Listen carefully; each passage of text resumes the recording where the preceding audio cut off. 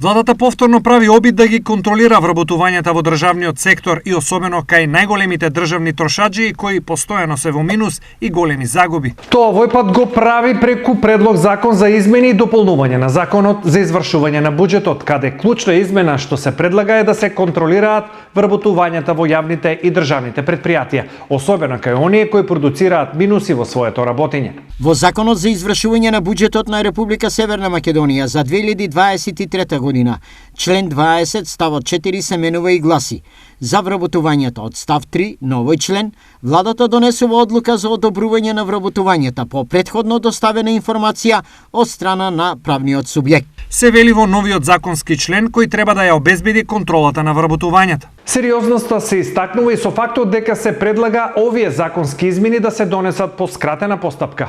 Од друга страна, некои познавачи сметаат дека овде не станува збор за драматични измени на законската регулатива, кои премногу би ја подобриле состојбата со непродуктивните, а често и партиски вработувања во државниот сектор, нешто во кое не веруваат ниту граѓаните.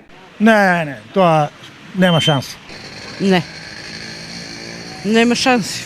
Нема врска. Луда куќа кај нас. Нема шанси. Нема држава кај нас да со еден збор кажано се.